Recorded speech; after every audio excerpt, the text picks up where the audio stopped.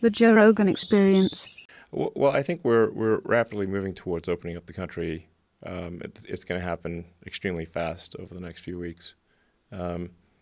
So, yeah. So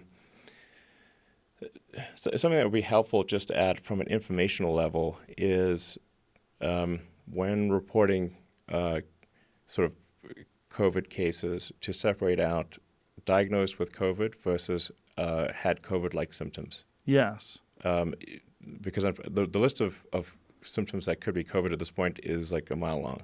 So it's like hard to, if you're ill at all, it's like it could be COVID. So just to give people better information, definitely diagnosed with COVID or had COVID-like symptoms. We're conflating those two so that it looks bigger than it is. Then if somebody dies, was COVID a primary cause of the death or not?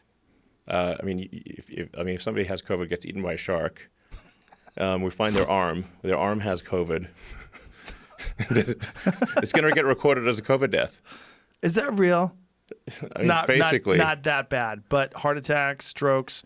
You get hit by a bus. Cancer. If you get hit by a bus, go to the hospital and die, and they find that you have COVID, you will be recorded as a COVID death. Why would they do that, though?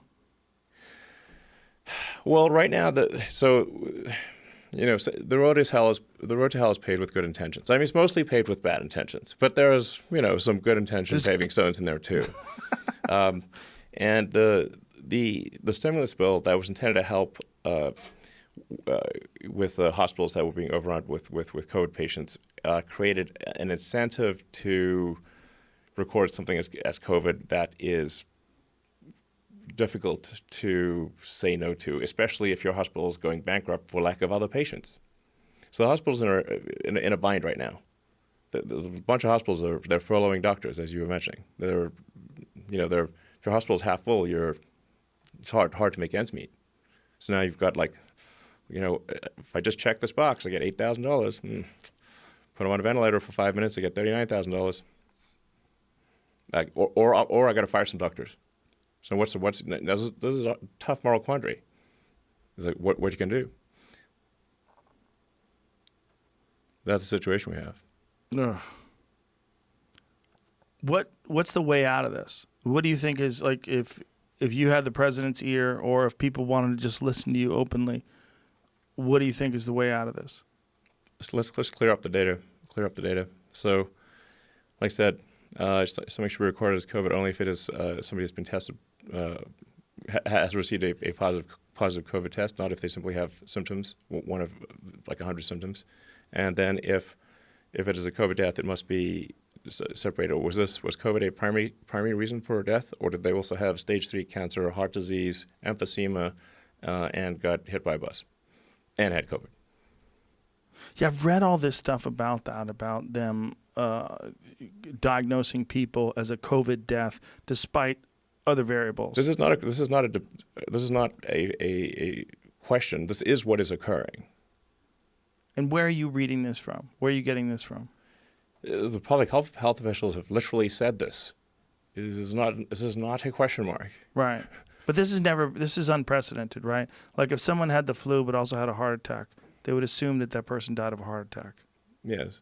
Yeah. So this is unprecedented. Is this because this is such a popular, I don't want to use that word the wrong way, but that's what I mean, a popular subject and financial incentives? Yes. And like I said, this is not some sort of a moral indictment of sort of hospital administrators. It's just they're in a tough spot here. They actually don't have enough patients to pay everyone without furloughing doctors and firing staff, and yeah, they're potentially going bankrupt. So then they're like, okay, well, the stimulus bill says if we get all this money, if we say if it's a COVID death, I'm like, okay, they coughed before they died. In fact, they're not even diagnosed as COVID. They simply, if you had weakness, a cough, shortness of breath. Like, frankly, I'm not sure how you die without those things. Yeah. Yeah. Right. There's so many different things that you could attribute to COVID too. There's so many symptoms. There's diarrhea, headaches, dehydration, cough. Yes, but to be clear, you don't even need to have gotten a COVID diagnosis. Right. You simply need to have had one of many symptoms and then have died for some reason, and it's COVID. So then it makes the death count look very high, and then we're then stuck in a bind because it looks like the death count's super high and not going down like it should be. And now, so then we should keep whatever, keep the shelter in place stuff there and keep people in their home, confine people to their homes. So we need to break out of this. We're stuck in a loop. Yeah.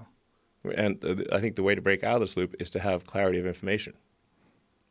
Clarity of information will certainly help, but altering perceptions, public perception, from people that are basically in a panic. There's a lot of, essentially, well, at least a month ago, we're clearly in a panic. I mean, right where, when you look around April 5th, April 6th, people were really freaking out. Mm-hmm. But here we are, May, and May, people are relaxing a little bit.